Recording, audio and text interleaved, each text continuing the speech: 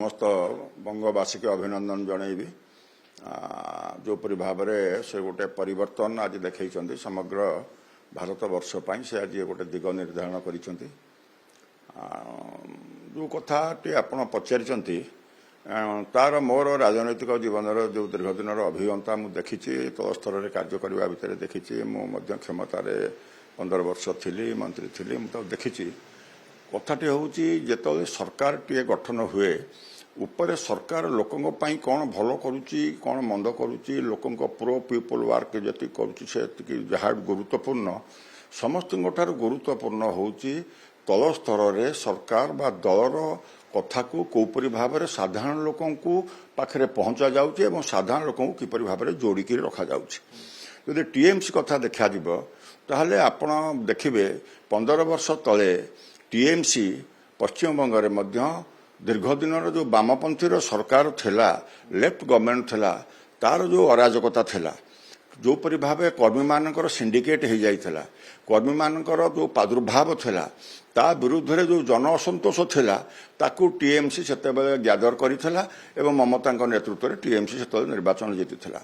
ठीक सेपरि भाव में चलित थर निर्वाचन में ये 15 वर्ष धरी टीएमसी जो माने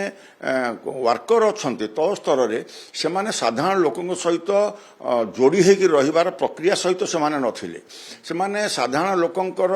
मनोभाव कौन अच्छी ताकू से माने क्यारी करबा पई प्रस्तुत नथिले अत्यंत साधारण लोक माने अतिष्ठ थिले टीएमसी रो जो गुंडाइजिम विरुद्ध रे तार प्रतिफलन होता है से कॉन्फिडेंस माननीय प्रधानमंत्री यशस्वी प्रधानमंत्री एवं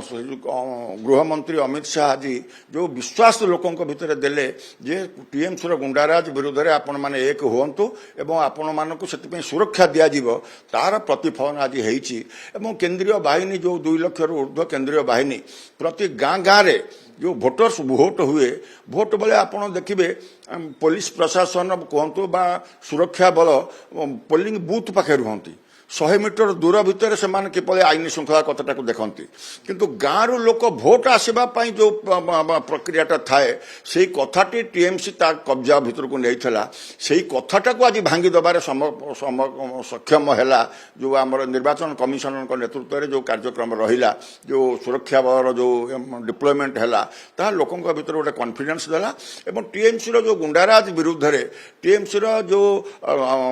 अनार्की जो माने ऑटोक्रेटिक रूल जोटा घटना थिला जो नेक्सस थिला जो सिंडिकेट थिला ता विरुद्ध में जनसंतोष थिला ताहार प्रतिफलन हैला एवं भारी मतरे लोक भोट आसिले भोट देले एवं तार प्रतिफलन रे आज आपण देखबे भारतीय जनता पार्टी निश्चित भाव में विजय होईची माननीय यशस्वी प्रधानमंत्री नरेंद्र मोदी प्रति आस्था प्रकट करिसंती आज पश्चिम बंगवासी नियति आम जो देखा 2024 जितेबाला ओडिशा रे बीजेडी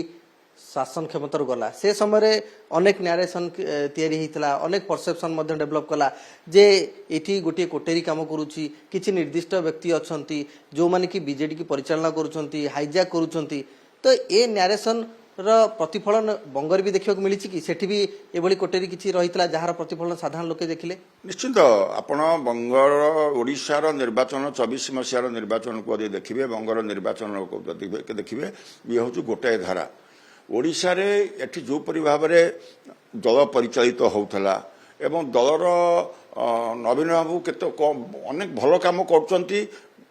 से गोटे दिग किंतु ताको तल स्तर में पहुंचेबार जो कार्यक्रम थिला जो माने कार्यकर्ता माने जो मान थिले दीर्घ जेहेतु 24 वर्ष धरी क्षमतार रहिले जो माने विधायक थिले एवं तांकर जो माने फॉलोअर्स थिले से माने निजको निजे ऑटोक्रेटिक बोली से विचार कले साधारण लोकों को कॉन्फिडेंस को नबा पे से माने उचित मने कले नाही आमे जहा चाहूचु ताहा ही कर देई पारिबु ताहा ही प्रतिफलन हबो बोली जहा देखा गला जहा ओडिसा रे आपण माने देखितले जो परि भाव रे सरकार दीर्घ दिन 24 वर्षर सरकार को जो परि भाव रे एक कोटरी परिचालना माध्यम रे घटना करा जाउतला जहाँ तार प्रतिफलन लोकों पाखे है